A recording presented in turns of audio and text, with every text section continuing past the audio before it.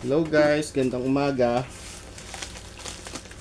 Unbox tayo ng mga binili ko sa Shopee na gagamitin para sa aking pag-upgrade ng solar setup dito sa bahay. Okay, tingnan natin kung ano yung mga dumating na to at kung tama. Ito guys, ito ang tawag dito ay BMS.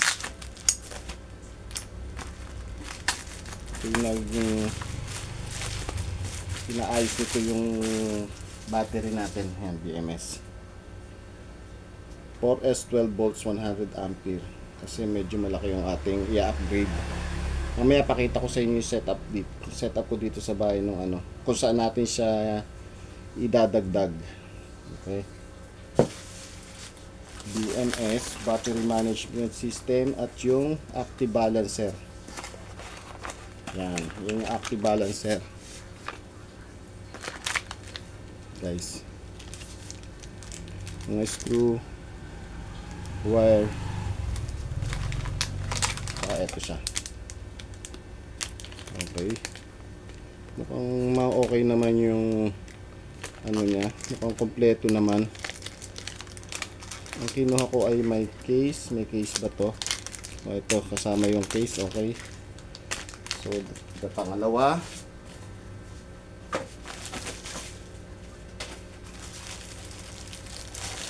yung pangatlo yung battery wire natin. Medyo may magkamahala kasi mataba siya guys. Ayan, kasi yung laki halos ng daliri ko. Hindi kasi pwede guys yung payat pagka sa battery, nag-iinit, makapag-cause pa ng sunog, kaya bumili na rin tayo nito. Okay, so far kompleto yung ating i-unbox, yung ating in-order. Ito side bet lang to. In-order ko para sa kitchen, para kay Mrs.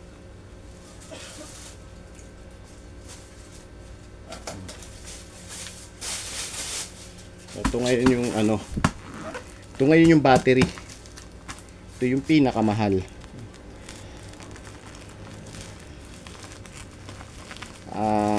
Siya, 4 na piraso itong in-order ko. Tingnan natin kung 4 siya.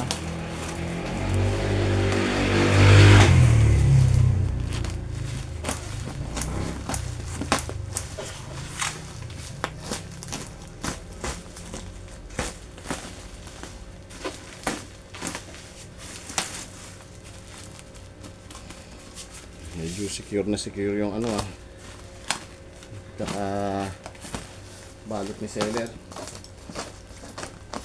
Sana walang problema para tuloy-tuloy lang. Kung bukas makalawa ilagay na natin.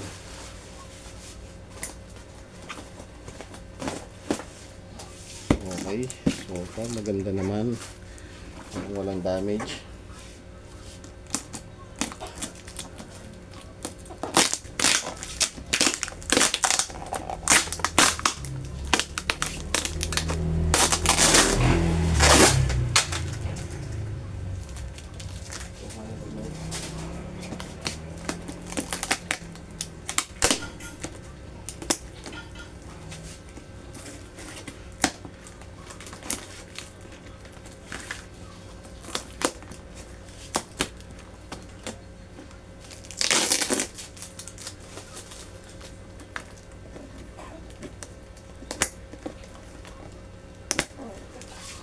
Yung na-secure mukhang 10 points agad si seller pagka ni-review ko yung kanyang performance.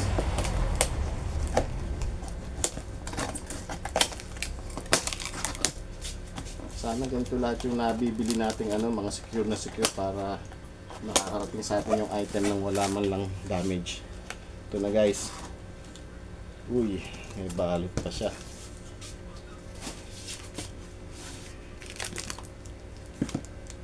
dito. Ito yung mga bus bar guys. Bubuksan na rin natin para alam nyo kung ano to. Ito yung magko-connect sa mga ano nya, sa mga terminals nya. Pero alam ko dapat may screw to eh. Bakit wala?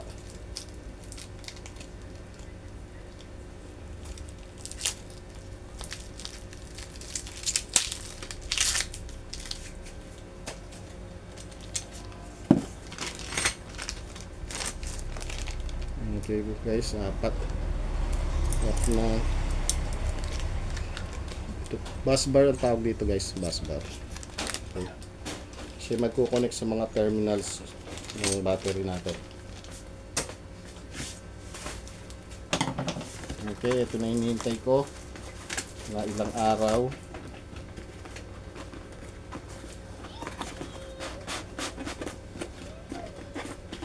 Matigas siyang buksan.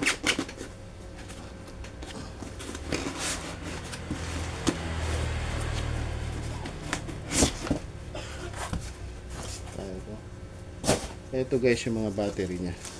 Safe na safe ah. Brand new. Yan guys yan. Brand new siya. Okay. Medyo apat na piraso yan.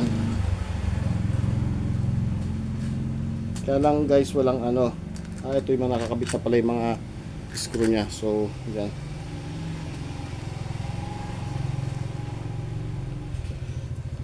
Test natin kung tama ang ano niya, tama ang kanyang ano. Pero bago natin i-test, baba muna natin at mabigat, bigat siya. So isa-isahin natin yung baba.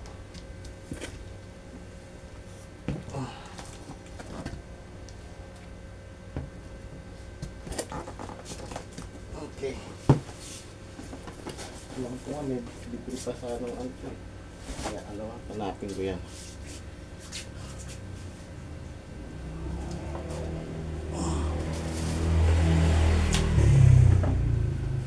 Basa yung plastic.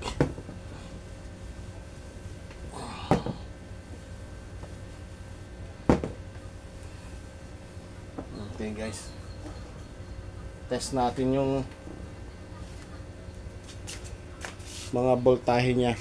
Kuha lang ako ng ano, hindi ko na ilabas agad yung aking ano eh, yung multimeter ko. Okay guys, eto na yung ating tester, yung ating multimeter tester natin. Tingnan natin, yan, naka zero siya. Tingnan natin kung tama yung mga volts niya.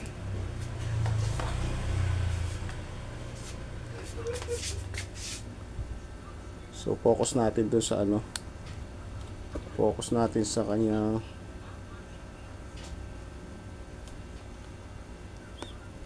sa ating multimeter. So ito na guys, kaligtad pala, ito pala yung 3.7. okay, pwede na yan, sakto na yan. 3.7 baligtad to. 3.7 sakto. 3.73. Okay, good siya. 3.74. So pag guys, okay lahat siya. 3.7 lahat. 7.4 7.4 7.4.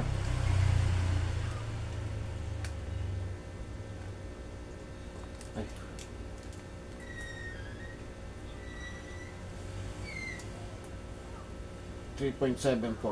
Okay. Okay guys, maganda yung ano natin.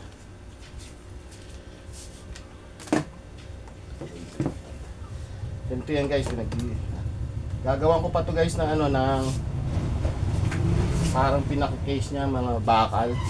Yayakap dito yung bakal, 2 layer, tsaka isa dito sa gitna. Ganun. Or dalawa na rin. Depende sa ano ko. Baka bukas or sa susunod na araw bibili ako ng flat bar. Ako na lang gagawa. Tapos para ano kasi pagtagal to guys, nag-ano to nagbo-bloat. Parang cellphone, ano din, battery ng cellphone.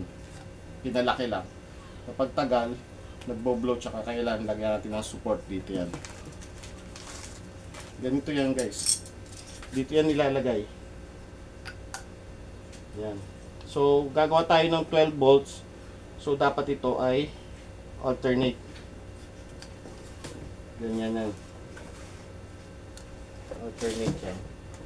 Ganyan magyayad. Tapos, dikit dito, dikit dito, dikit dito. Pero huwag muna ngayon, baka hindi ako naka-ready, baka mag-short, mag-spark. So far okay naman guys. Ito yung kanyang magiging BMS, dyan ang pwesto niyan. Yung kanyang